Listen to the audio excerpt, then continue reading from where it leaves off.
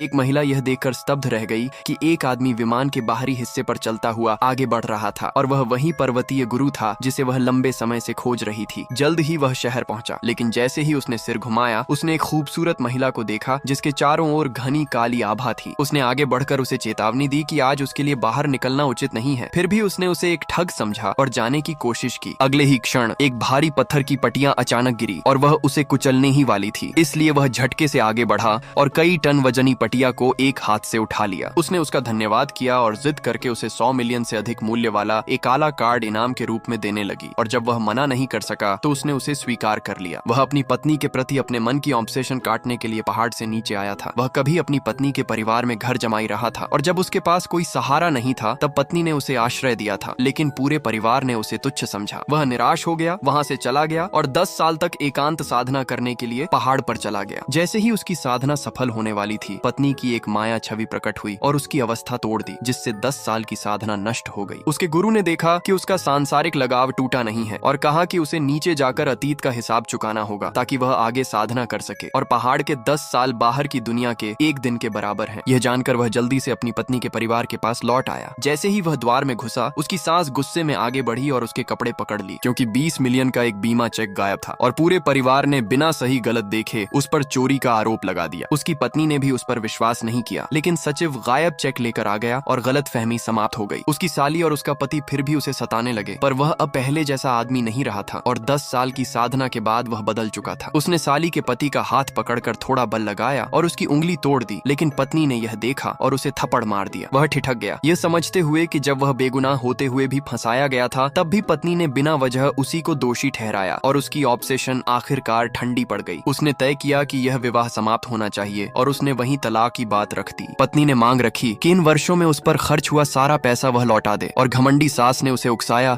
कि वह एक शक्तिशाली कर्जदार परिवार से 20 मिलियन वसूल करे। वह जानता था कि वह परिवार बहुत प्रभावशाली है और वहां गया तो अपंग भी किया जा सकता है, लेकिन उसने सहमति दी और कर्ज वसूलने चला गया। जैसे ही वह पहुंचा, 3 वैन तेजी से आईं। डंडे पकड़े काले कपड़ों वाले लोग उतर पड़े और उस परिवार की एक महिला ने हमला करने का आदेश दे दिया। उसने एक बार हाथ उठाया और शक्तिशाली आंतरिक शक्ति फूट पड़ी, जिससे वे पीछे गिर पड़े, और जब उन्होंने वैन से टक्कर मारने की कोशिश की तो उसने मन को एकाग्र किया और तेज आती वैन को दूर उड़ा दिया। वह महिला घुटनों के बल गिर गई और उसने 20 मिलियन चुका दिए। वह पैसा लेकर लौटा, लेकिन घर पर उसने साली और उसके पति की बात सुन ली और जाना कि पत्नी ने उसे रोके रखने के लिए एक बड़े समूह के साथ सहयोग पक्का करने का वादा किया था। फिर भी सौदा अभी भी 20 मिलियन कम था, इसीलिए उसे मजबूरी में एक स्थानीय गुंडे से उधार मांगना पड़ा। उसी समय वह एक क्लब में गिड़गिड़ा रही थी और गुंडे ने उसकी सुंदरता देखकर बेहूदे ढंग से शर्त रखी और कहा कि वह उसे पैसा दे सकता है।